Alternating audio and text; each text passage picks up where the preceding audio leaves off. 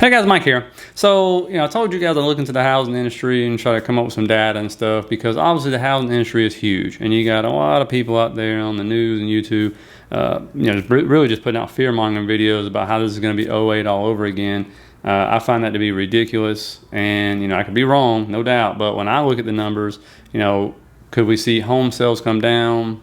Yes, and we'll get into that and what that means for the market and stuff. But I want you to understand when you're looking at, for those who don't remember '08 or too young to remember or just want to forget about it because it was definitely rough times, understand, I wrote some stats down here and we'll get into this in more detail, but you got to understand the difference here. '08 was when the banks and the financial institutions were running amok. They were running a con is what they were doing, okay? And they had the rating agencies involved. It was a hot mess, okay? If you've never seen The Big Short or whatever, go see it. Kind of gives you a brief detail of what this is about.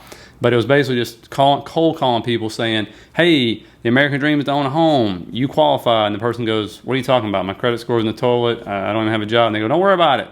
And if you had a pulse, they'd give you a house. There was people out there with 4 or 5 houses and they made $75,000 a year and they had 4 or 5 homes, right? And they just kept doing it because the banks keep saying I qualify, right? And so that's a huge difference. And they were putting them in these adjustable mortgages, okay? And so what happens when the interest rates skyrocketed? These people could no longer afford any of these homes, and there you go. And so then, of course, that crashed the economy. The freaking financial institutions started to crash because they had all these bundled mortgage-backed securities, everything put together, and giving them A ratings when they were just nothing but junk and just garbage, right, bundled up. And nobody knew what was in there, right? And so everything was a hot mess. And that's kind of a quick synopsis of it. But understand, now you're talking about these adjustable mortgages, which made kind of a comeback. Right now you have 2.5 million out there, right? And so that seems like a lot. 2007, you had 13 million. That's a whole lot more. That's a whole lot more. And you're talking about the average credit score is around 745 versus back then it was like 670 or something like that for people going into mortgages. And that's a big difference in numbers. And so that's a whole different deal there. And, obviously I'm going to get into this, but I found it yesterday. It's home equity people have built up. It's like a record amount in the first quarter. Let's see right here. $27.8 trillion worth of equity, which is a record, was in the first quarter. It's more than that now, obviously, because houses kept going up in April, May, at least in Florida they did. And so, that's a whole big difference. Back then, it wasn't the case. They were going up, and people were just buying at the top. They just kept buying. And then when it crashed, so many people were underwater at that point in time, whether they were in an adjustable mortgage or not, it didn't really matter. But that's the big difference. You have this huge cushion, and we're going to get into a little bit of that as well. And so that's just a little bit about what's different. Plus, the banks are much more well-financed and all that stuff. So that's something as well. And so that was just a whole different ball game. And, but understand what's important to understand about the housing market is I don't know any other industry that affects so many different parts of the economy, which of course will affect the stock market, right? And because you're talking about, obviously you have your home builders, they go out there and they get all kinds of subcontractors and everything to come in, lay concrete, build the houses, all that good stuff. And so you have those, and those are skilled labor jobs, so they pay very well, okay? Then you have your financial side of it, right? You had the Redfins and all that stuff and the banks and everything. And so you got your real estate agents, you got your people that do the mortgages, you got people that do the refis, all that stuff. So you got those as well, right? What else do you have? Then you got your people which obviously produce copper, your miners, that kind of stuff. The people that do lumber, steel, all that stuff. So then you got that, obviously industry over here which is affected by it. Then you got the consumers, okay? So which is us. So if the housing industry rolls over and you see this massive pullback, right, because demand just falls off a cliff because mortgage rates go so high, even if prices still stable out, people still can't afford them, right? Then what happens if you have that happen and demand falls? Well, you're not going to be hiring as many construction workers, that's for sure. And again, that is skilled labor, nice paying jobs. Then you're going to have, obviously, which is already happening, Redfin, Compass, all these other people are laying off their workers. Banks are laying off workers in the real estate side of things because nobody's refinancing right now, I'm sure. And somebody just told me that a month ago that the phones are dead. And so then they start to get affected. And then you got your people that are producing the commodity part of it, the steel, the wood, and all that. Well, it's not needed anymore because we're not building a lot of new homes anymore, as you saw with new building permits, which I think dropped 15% if I remember. It was pretty bad and shocking number, but that will probably continue. We'll see about that. And so then it gets to us, right? So if the housing market falls under, then or it goes down quite a bit, then obviously people who have been buying this year are most likely going to be underwater. Probably is what's going to happen to them. And if they got into adjustable rate mortgages, obviously that's a whole another problem, and it becomes a snowball effect happening, right? Which then of course going to stocks, which we're going to get into, and commodity stocks and like that. I mean, like you can see right here. I mean, you see what copper's doing, right? Ever since these numbers came out, copper's falling off a cliff right there. Now you get into lumber, which we talked about. This has been falling off a cliff, as you can see. And then if we go over to steel, rebar, and stuff like that, it's falling off a cliff. And then the big one to look at here, and this is what I was talking about, XHB. I told you to watch this last month. And this is the Home Bidders ETF. Well, this thing just broke a trend line that has been held up, as you can see, bounce, bounce, bounce. Broke through it right there, came back down. Then you got more bounce, bounce, bounce right here, all the way back to 2013. So almost a decade that this has been held up, and now it's broke down below it. And so this is what I was kind of waiting to see right here, what was going on. And so in home builder stocks have just been absolutely crushed with all this new data coming out, with demand slowing dramatically. And don't forget to hit that like and subscribe button, guys, if you get something out of this. And if rates continue to go up, we all know what it is, right? We all know the end of the movie. We know demand is going to continue to fall off a cliff. And so, that's one part of it. Also, not just that, is that if the economy starts to slow to a grinding halt, which it seems like the Fed is definitely well intended to do here, then that affects the consumers, and if they can even afford it, or if they feel like, should I be buying a house right now or not? And so, and that's why you see like this right here. This just came out the other day, I believe. But you got the 40 most overvalued housing markets could see 15 to 20% home prices decline if a recession hits. Okay, and you can see right here, this is the map. So if you live in this area, and how in the world, you don't see more parts of California like lit up, I'm kind of shocked. But that's kind of interesting. But, there's Florida where I'm at. I mean, a lot of different areas. But you see, it doesn't really affect a whole lot of the country, as you can see right there. I mean, that was kind of shocking in a way. But it's like my friends and I talk about, the good thing is we can easily, even if we drop, Florida's going up so fast that if we drop 20%, we still got a huge cushion of equity built up. That's how fast some areas have gone up. I mean, some were averaging 20 to 30,000 a month for over a year. You do the math on that. I mean, crazy, insane stuff, right?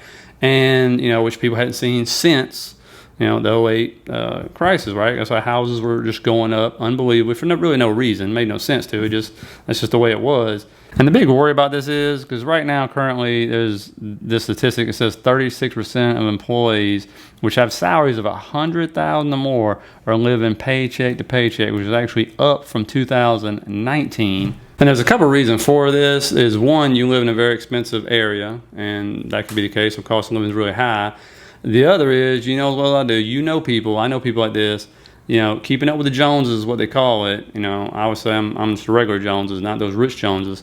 And, but these guys, you've seen them before. They wear the really nice watches, expensive shoes, whatever the fashion is now with expensive shirts and stuff, driving the BMW, their Mercedes, they're house poor because they bought a bigger house and what they need is, 5-6 bedrooms. There's only 2 people in there. And, but they got to look the part, right? But behind the scenes, a lot of credit card debt, just tons of debt, and one little stumble, boom, they're going into bankruptcy, right? That's those folks, and you got, a lot of folks out there, unfortunately, that have no idea how to budget, no idea how to manage money, no idea how to live within their means, and some of them live with this philosophy, I only live once, and so they're just going to put it all out, and somewhat I kind of say, okay, go for it, I respect that belief, but man, it's going to be a tough life for you if something really bad happens and you got to go bankrupt, because the rest of your life is going to be rough. Trust me, I live with my mom. I think they went bankrupt twice because of me and my brother, but with medical bills.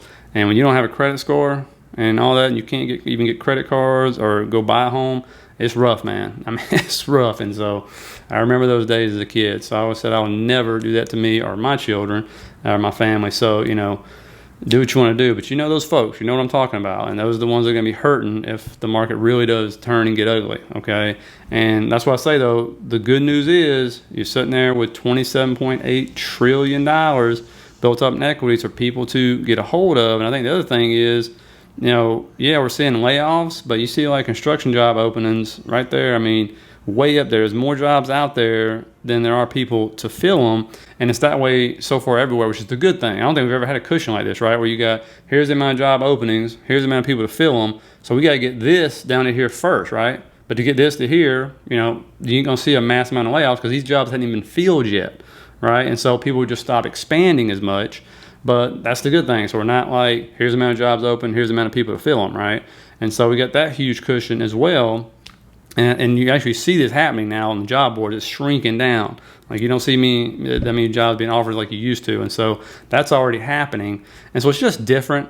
And, the odds are, obviously we're just probably in the middle of this storm right now as this goes on. Because, again, nobody knows how this is going to turn out. It does not look good, right? There's no reason. Again, I will say this time and time again. It's just the truth. And feel free to prove me wrong.